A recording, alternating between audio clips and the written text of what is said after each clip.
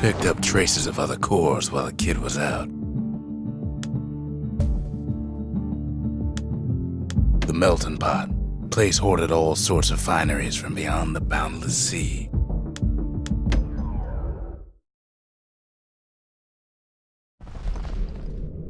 In better days, the melting pot was sealed tighter than the skin on a squirt.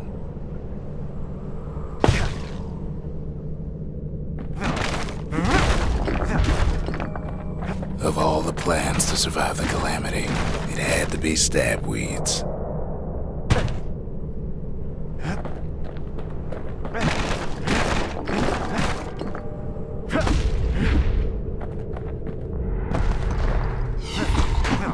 Blasted things hurt like a broken heart.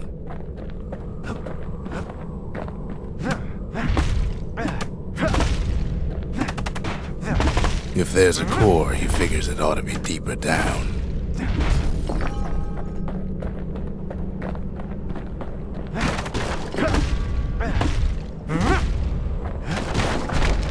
Core's stuck inside one of those fancy cages.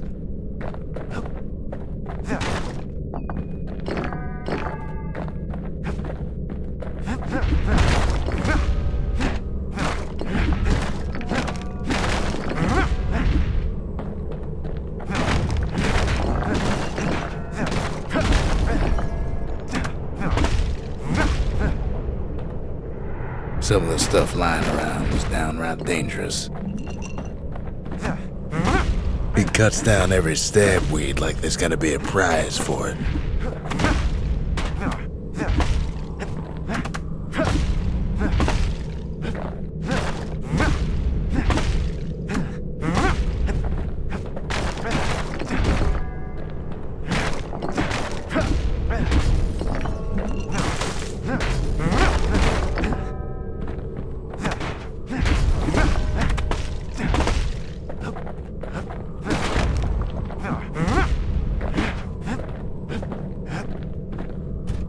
He throws a switch. Now what could possibly go wrong?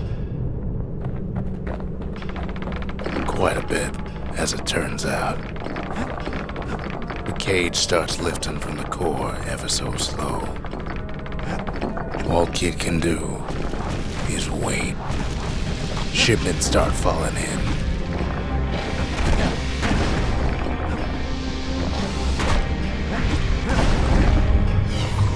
Not every squirt's born bad. Some spring to the kid's defense. Judging by the movement of the cage, it's gonna take a little while.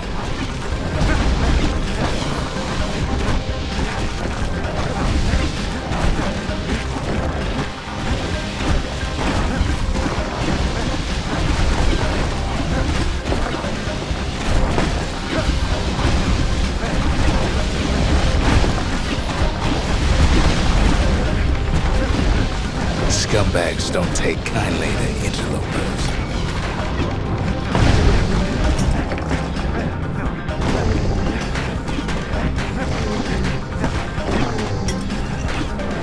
Even some gas fellas take his corner. Birdie popped that beanhole foreman.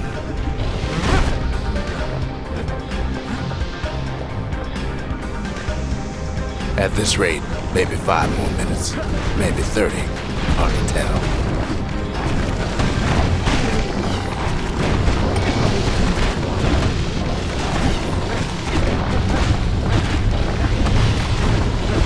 Squirts get real territorial around the core. Then a shipment of free samples shows up.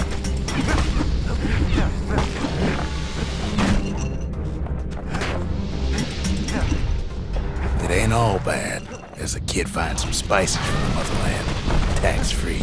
One thing's for sure, that cage is awful heavy.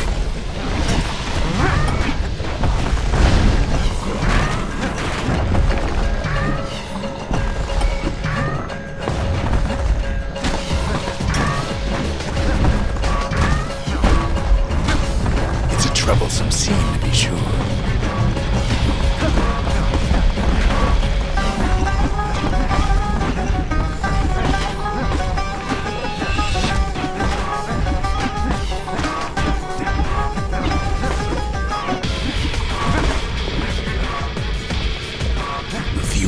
seconds left, and the core goes free. 10, 9, 8, 7. You give or take a few seconds. Finally, the core's within reach. And done. He's got it. Just gotta get to the nearest barge.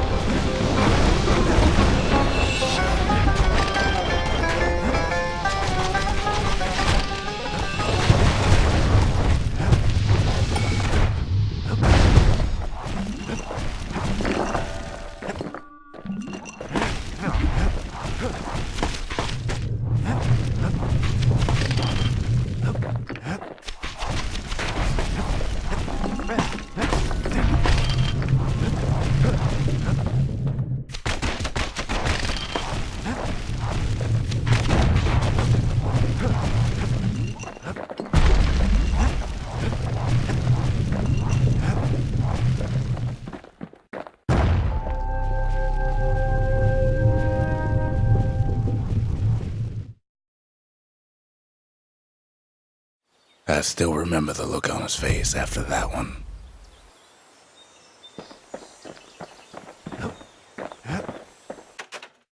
Folks voyaged across the boundless sea to found Celandia. It was good living here for a while. The old world's finished, but the new world's just getting started.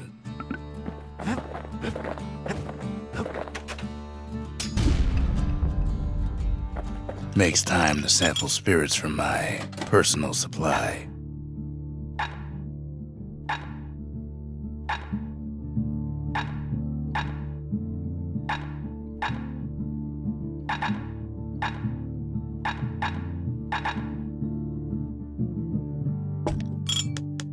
Where whiskey has no scent, but tastes like a peppered boot heel, it's not for everyone.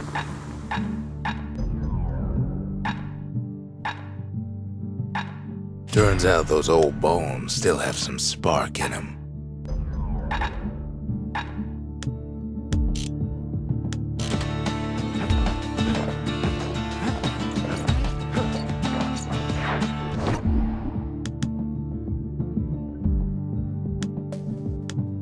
The Sundown Path.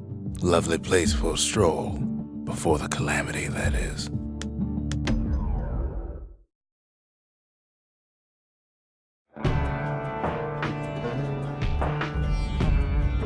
Couples used to walk the Sundown Path. Kid ain't here for pleasure, though.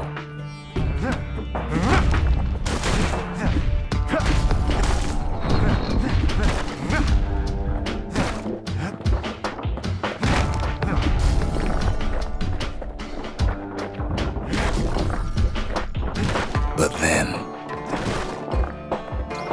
somebody gets to the core before the kid.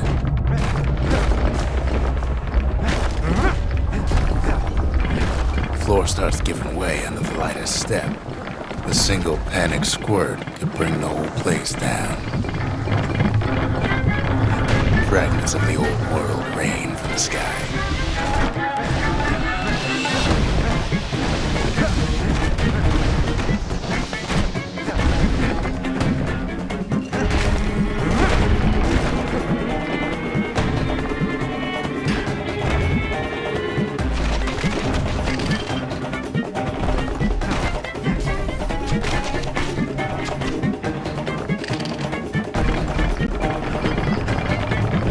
Stray valuables are lying everywhere. Kid thinks twice about risking his hide for them, though. Well, the path ain't exactly open to visitors no more.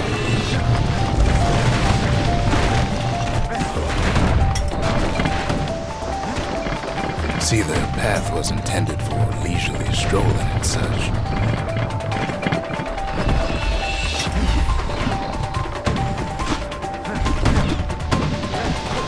Quick and careful is the only way to go.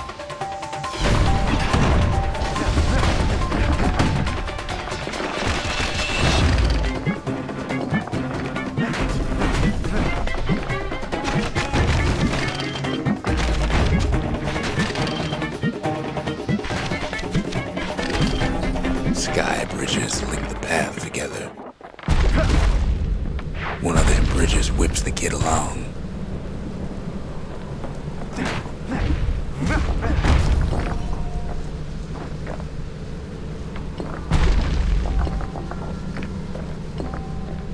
finds a spyglass, like the ones they'd used to search the stars.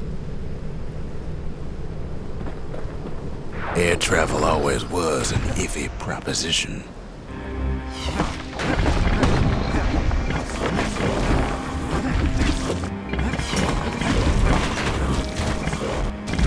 But Calamity changed everything, even where the wind blows.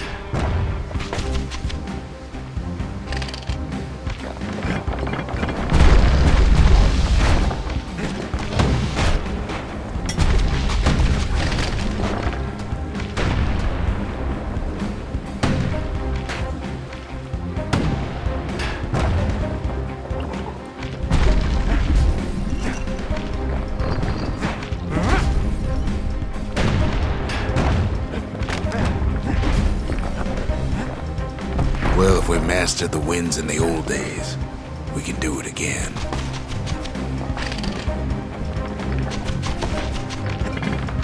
But the question is, who else could have taken the core?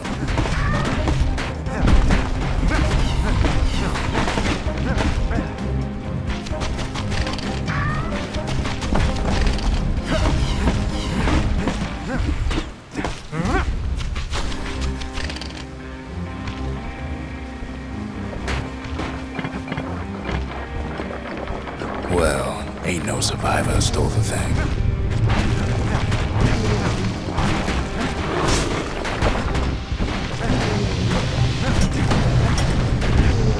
Scumbag ate it by mistake.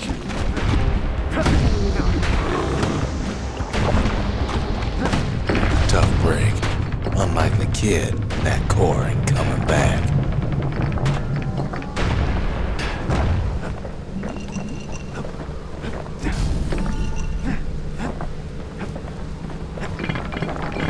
No, they used to ship live munitions down the path.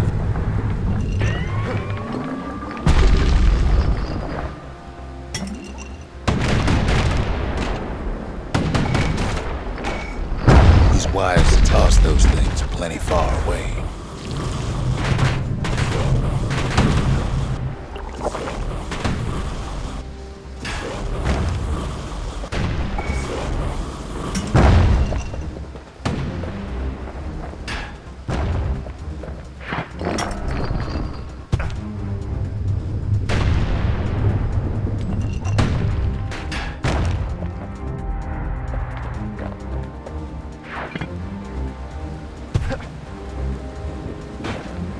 Even gas fellas need some shut-eye from time to time.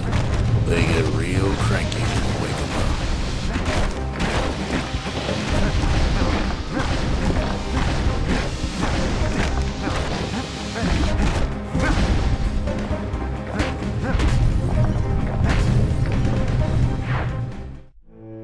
up. In all this toil, Kid keeps coming back to an overwhelming question.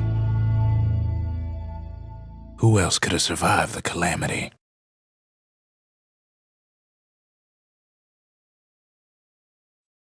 So he didn't find the core that time, but that ain't about to stop us.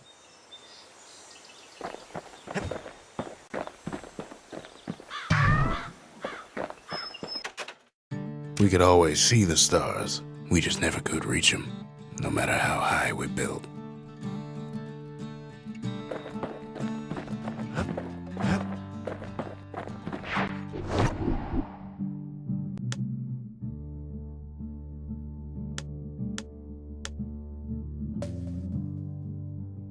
The Hanging Gardens. Folks used to go here to relax from their relaxing.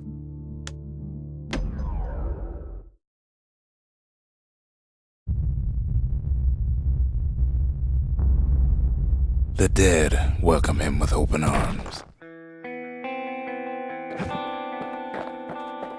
The Calamity took everybody after all.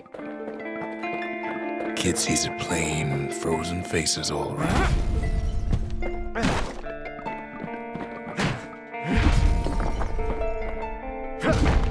You don't much care to see him. Not like this.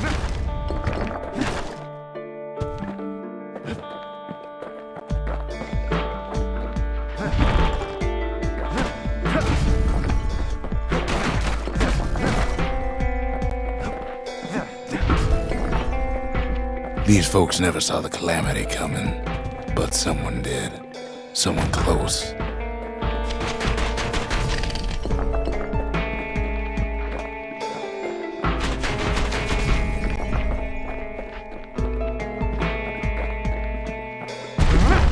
Someone who ain't like Mr. Beckley and his kindly wife.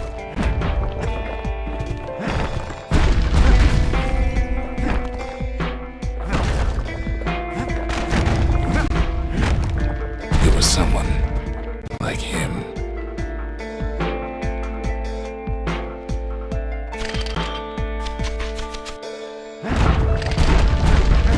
Kid sees him there agape, in the flesh.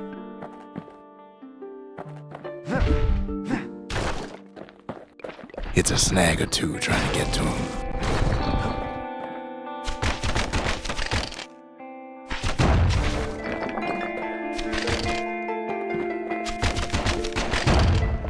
He ain't about to stop, no matter what.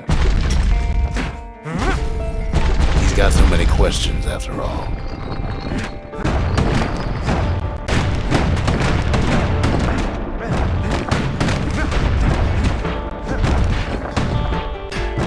Just ain't got time for answers. The Thunder brothers didn't make it.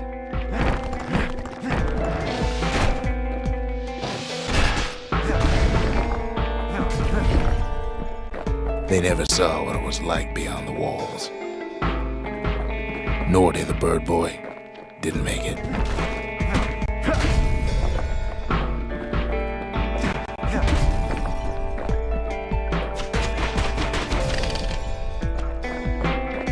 The Jawsons, they didn't make it.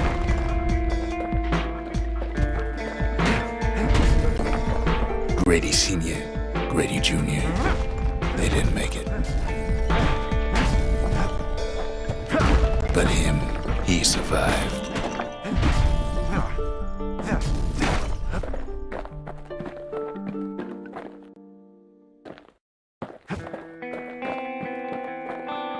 Kid finds proof enough that man ain't from around here.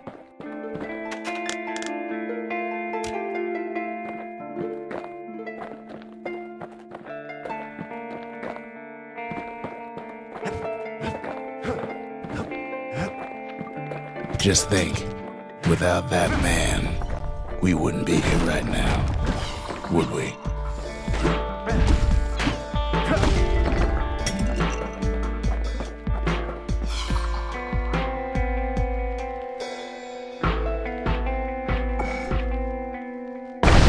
Kid does what he has to do.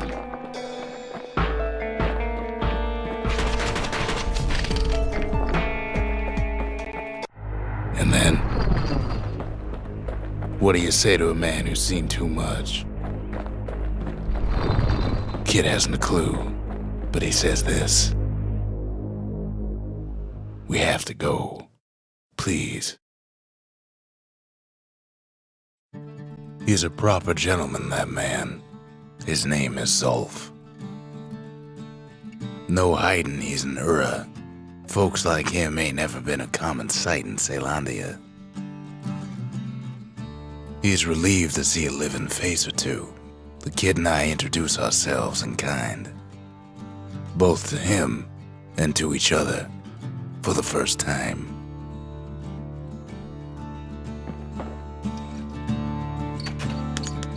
For Zulf, Ceylondia was like a second home. He's real worried about his first home, too. Far to the east. We all lost loved ones in the Calamity, he says. I don't know how I'm gonna go on without mine. Zulf offers to help me plot the skyways for the kid. At least the Calamity hasn't touched the stars, he says. He was born in the Tazzle terminals. The Uras sent him on a mission of peace to our city, and he's lived here ever since. We fought the Ura decades ago, but that was then. Things are different between us now.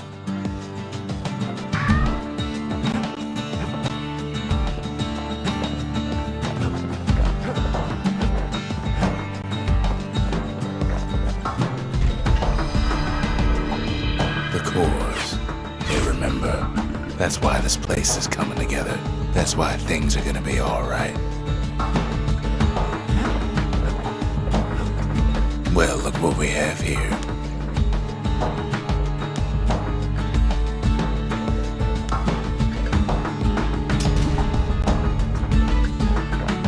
The lost and found. Here, kid takes fragments of the old world and makes them whole again.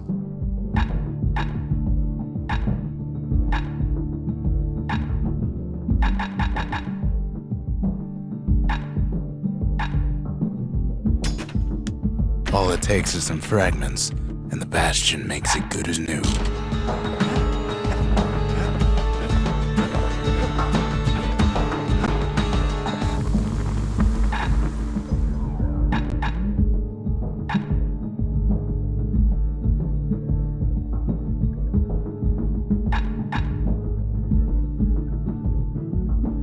Ain't never letting go of his old friend with a sturdy grip like that.